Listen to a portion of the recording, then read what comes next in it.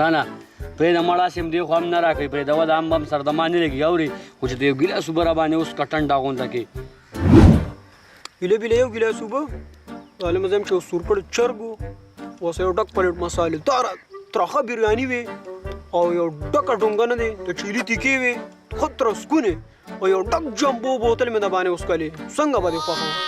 وای لکه د مسلمان بچی دا دومره ارڅه ظالمه زمونږ دونه قسمت چېرته دی په خوله کې دراله یو نیم لیټر اوبه هسې بې سره راوستې نو خو بس دغه یو نیم لیټر اوبو نه اوبه وڅکه مونږ له هم ته لږې راکړه اوس دا په شړه کې اوبه چېرته وګورم هسې ډتول کې مړه لرې مړه ستا خو مثال دی ساخت دی په یو ګیلاس اوبو دې راته دونه خبرې وکړې مسلمانه ما چې څه چل شو السلام علیکم وعلیکم السلام جی ټوله مخکې دره تو ستاسو شخص څنګه پیدا شو دې فني کلفونو سره چې تاسو داسې خپل کلفونو تیاروئ نو جی زما خو دې طرف ته بیخي څه داسې آیډیا نه وه چې یاره یا به زه واینز جوړوم یا به فني ویډیوز جوړوم خو بس زموږ ډایرکټر صاحب عثمان ګل صاحب چې کوم دی هغوی دا چینل و نو هغوی ما له مشوره راکړه چې یاره زما کلاس فلم دی نرسري میټرکه پورې نو هغوی هسې ما ته وویې چې یاره واین سټارټ کړو نه نو ما هم داسې ګپ کړو مې زه سټارټ به کړو نو هسې په ځان خو کانفیډنټ نه وم چې یاره جوړولی شو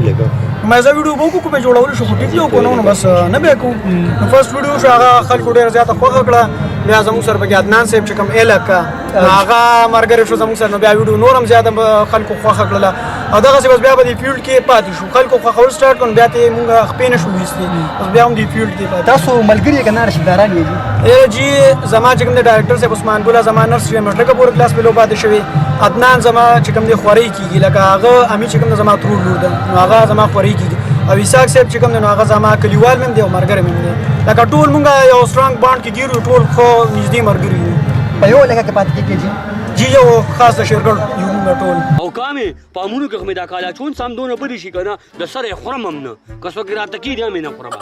یاره نه دا د ښکلې خبره وکړه اورې ستا د یاره نه ما دا هم پټ کړو خو چې ته وایې چې نن بدې مې شي نو زه بیا ځان له اوس وخورم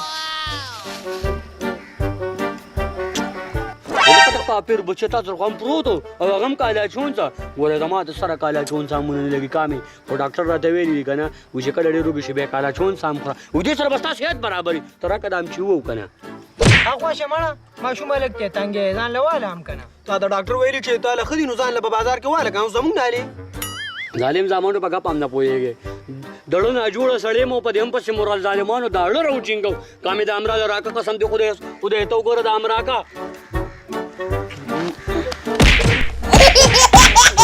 Kupas na heru, pwede mo makuha na ko. Kazala ka.